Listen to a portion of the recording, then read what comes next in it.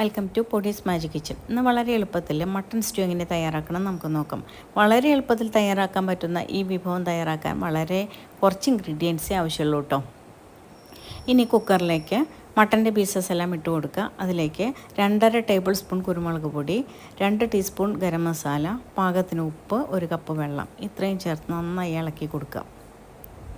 അതിനുശേഷം 3 ഉരുളക്കിഴങ്ങ് അരിഞ്ഞ് വെച്ചിട്ടുണ്ട്, അതും കൂടി ചേർത്ത് കൊടുത്ത് നന്നായിട്ട് മിക്സ് ചെയ്ത് കൊടുക്കുക. എന്നിട്ട് കുക്കർ അടച്ചിട്ട് ഫുൾ ഫ്ലെയിമിൽ 1 വിസിലും സിമ്മിലിട്ടിട്ട് 3 വിസിലുമാണ് ഞാൻ വരുത്തിയത്. എല്ലാ കുക്കറും ഒരുപോലെ ആയിരിക്കില്ല, ചിലപ്പോൾ 2 വിസിൽ വന്നാലും മതി, അത് നോക്കിയിട്ട് ചെയ്യാം കേട്ടോ. ഇനി ഒരു പാൻ അടുപ്പത്തേക്ക് വെച്ചിട്ട് അതിലേക്ക് വെളിച്ചെണ്ണ ഒഴിച്ചു കൊടുക്കാം.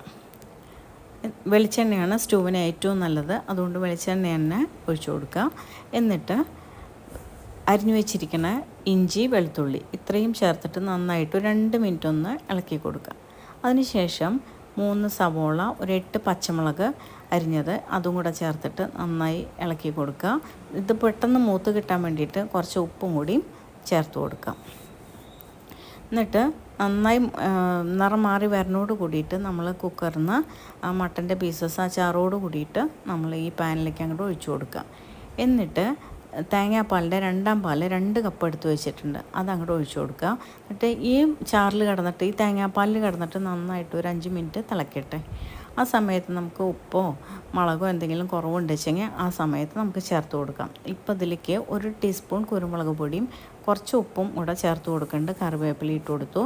എന്നിട്ട് 1 ടീസ്പൂൺ ഗരം മസാലയും കൂടി ഈ സമയം ചേർത്ത് കൊടുക്കുക. എന്നിട്ടൊരു 5 മിനിറ്റ് അങ്ങനെ തിളക്കട്ടെ.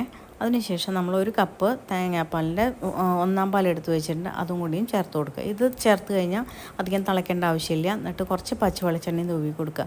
ഇത്രയേ ഉള്ളൂ. വളരെ ഈസിയായിട്ട് ചെയ്തെടുക്കാൻ പറ്റാവുന്ന ഈ വിഭവം ഒന്ന് ഉണ്ടാക്കി നോക്കൂ. ഈ വീഡിയോ ഇഷ്ടമായെങ്കിൽ സബ്സ്ക്രൈബ് ചെയ്യൂ, സപ്പോർട്ട് ചെയ്യൂ. ഓക്കെ.